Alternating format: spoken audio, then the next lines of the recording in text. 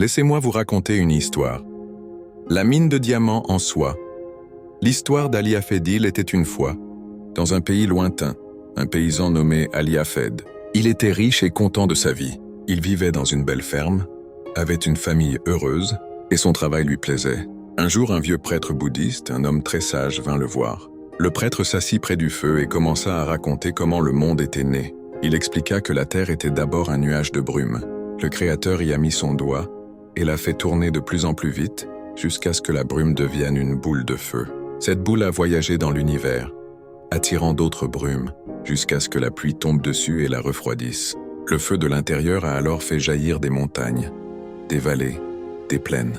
Il a expliqué que si la matière fondue se refroidissait vite, elle donnait du granit, puis moins vite du cuivre, de l'argent, et encore moins vite de l'or. Et après l'or sont apparus les diamants. Le vieux prêtre a dit « Un diamant, c'est comme une goutte de soleil gelée ». Il a ajouté que si Ali Hafed trouvait un diamant aussi gros que son pouce, il pourrait acheter toute une région. Et s'il trouvait une mine de diamants, ses enfants pourraient devenir des rois grâce à toute cette richesse. En entendant tout ça sur les diamants et leur grande valeur, Ali Hafed n'était plus content en allant se coucher ce soir-là. Il n'avait rien perdu, mais il se sentait pauvre et malheureux parce qu'il voulait une mine de diamants. Il a passé toute la nuit à y penser. Très tôt le matin, il est allé voir le prêtre. Il l'a réveillé et lui a demandé « Dis-moi où je peux trouver des diamants ». Le prêtre, un peu surpris, a répondu « Des diamants? Pourquoi faire ?» Ali Hafed a dit « Je veux être très très riche ». Le prêtre lui a dit « Alors va les chercher. C'est tout ce que tu as à faire. Partir les trouver.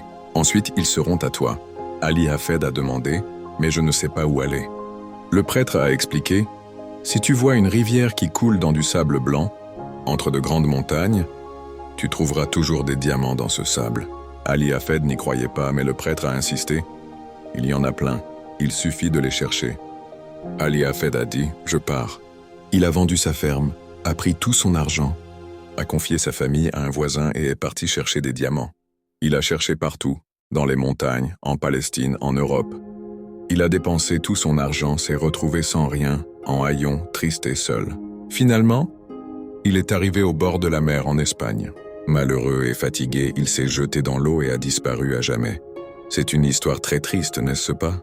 Mais ce n'est pas la fin. L'homme qui avait acheté la ferme d'Ali Hafed a un jour emmené son chameau boire dans le jardin.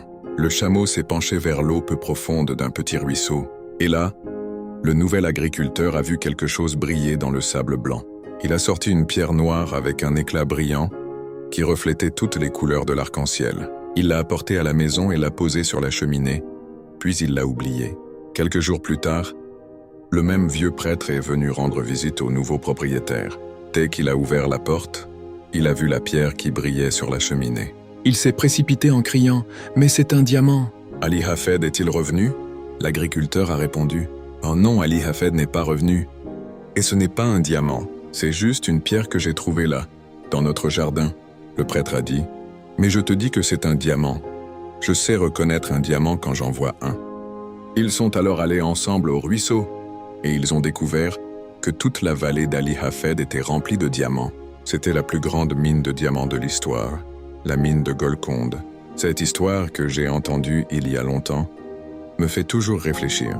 Elle nous montre que parfois, nous cherchons le bonheur et la richesse très loin, alors qu'ils sont juste sous nos pieds, dans notre propre vie. Ali Hafed a voyagé partout, a tout perdu, et s'est finalement désespéré, alors que le trésor qu'il cherchait était dans son propre jardin. Cela me rappelle que nous avons souvent tendance à ne pas voir la valeur de ce que nous avons déjà.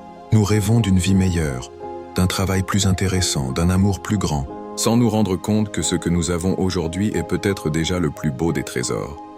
Il suffit parfois de changer notre regard, d'ouvrir nos yeux sur notre propre jardin pour y découvrir des richesses insoupçonnées.